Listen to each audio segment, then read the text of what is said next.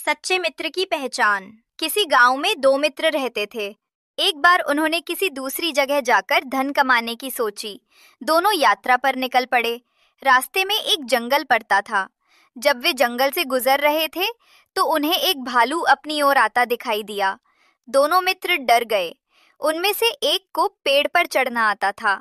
वह भालू से बचने के लिए तुरंत पेड़ पर चढ़ गया, लेकिन दूसरा नीचे ही रह गया। जब उसे भालू से बचने का कोई रास्ता न सूझा तो वह सांस रोककर जमीन पर लेट गया। उसने अपनी सांस को इस तरह रोक लिया मानो वह मर गया हो। भालू उसके पास आया। उसने जमीन पर लेटे हुए मित्र को सूंघा और उसे मरा हुआ जानकर वहां से चला गया, क्योंकि भालू मरे हुए जीव को नहीं खाता। जब भालू वहां से चला गया और आंखों से ओझल हो गया तो जमीन पर लेटा हुआ मित्र उठ खड़ा हुआ। तब पेड़ पर बैठा हुआ मित्र भी नीचे उतर आया। उसने पूछा, मित्र, मुझे बहुत खुशी है कि तुम्हारी जान बच गई, लेकिन एक बात बताओ, भालू तुम्हारे कान में क्या कह रहा था? दूसरा मित्र पहले से ही अपने मित्र से नाराज था। वह उसे उसकी गलती का एहसास कराना चाहता था, इसलिए बोला, मित्र, भालू ने मुझे एक बहुत ही काम की बात कही है। उसने कहा कि ऐसे मित्र का साथ छोड़ दो जो मुसीबत के समय तुम्हारा साथ ना दे और तुम्हें अकेला छोड़ जाए। अपने मित्र की बात सुनकर पहला मित्र बहुत लज्जित हुआ। इस कहानी से हमें शिक्षा मिलती है कि सच्चे मित्र की पहचान विपत्ति में ही होती है। कहानी। न घर का न घाट का। बहुत समय पहले की बात है। एक गांव में एक किसान रहता था। किसान बूढ़ा था और उसकी पत्नी सुंदर और जवान थी। किसान की पत्नी को हमेशा ये लगता था कि उसकी शादी बूढ़े आदमी से कर दी गई है। ये सोच सोचकर वो हमेशा दुखी रहती थी।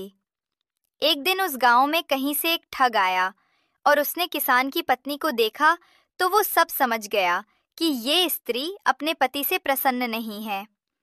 ठग किसान की पत्नी के पास आकर बोला, सुंदरी, तुम बहुत सुंदर हो।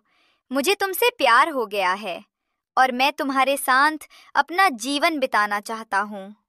क्या तुम मेरे साथ मेरे घर चलोगी? किसान की पत्नी ठग की बातों में आ गई और अपने पति को छोड़कर उसके साथ जाने के लिए तैयार हो गई। दोनों ने भागने के लिए समय तय कर लिया। ठग ने कहा, तुम्हारा पति तो बूढ़ा हो गया, वो धन का क्या करेगा? तुम अपने साथ घर में रखा धन और जेवर भी रख लेना, वो भविष्य में हमारे बहुत काम आएंगे।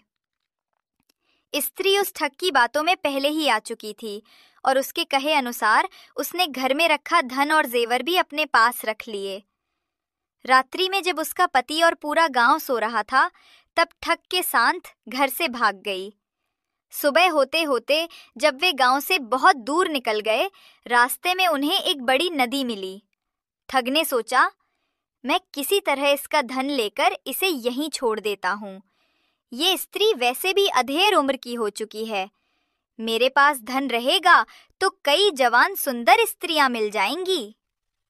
नदी को देखकर ठग बोला, प्रिय, इतना सारा धन लेकर हम नदी को पार नहीं कर सकते। पहले मैं इस धन को नदी के पार ले जाकर किसी सुरक्षित स्थान पर रख देता हूँ, फिर तुम्हें भी नदी पार करवा दूंगा। किसान की पत्नी पहले ही ठग की बातों में आ गई थी। इस बार भी उसने बिना सोचे समझे ठग को धन की गठरी दे दी और वहीं बैठकर उसके आने का इंतजार करने लगी। बहुत अधिक समय बीत गया, परंतु ठग नहीं लौटा। अब किसान की पत्नी को सारा माजरा समझ में आ गया और अपना सब कुछ लुट जाने के दुख से नदी किनारे बैठकर रोने लगी। उसी समय एक गीदड़ी मुंह में मांस का टुकड़ा लेकर स्त्री के सामने से गुजरी। गीदड़ी को नदी में एक बड़ी सी मछली दिखाई दी।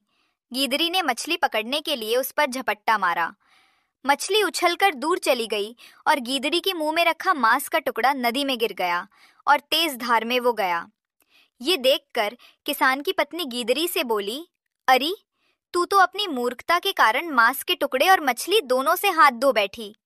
किसान की पत्नी की बात सुनकर गीदड़ी ने जवाब दिया, अरे मूर्ख, तू तो मुझसे भी ज्यादा बेवकूफ है, जो अपने प्रेमी के लिए अपने पति को छोड़कर आ गई और वो तेरी धन दौलत लेकर तुझे छोड़कर चला गया। तू तो घर की रही, न घाट की। इस कहानी से हमें शिक्षा मिलती है कि कभी भी छोटी मोटी बातों को लेकर अपनों को धोखा नहीं देना चाहिए, अन्यथा कहीं के नहीं रहते।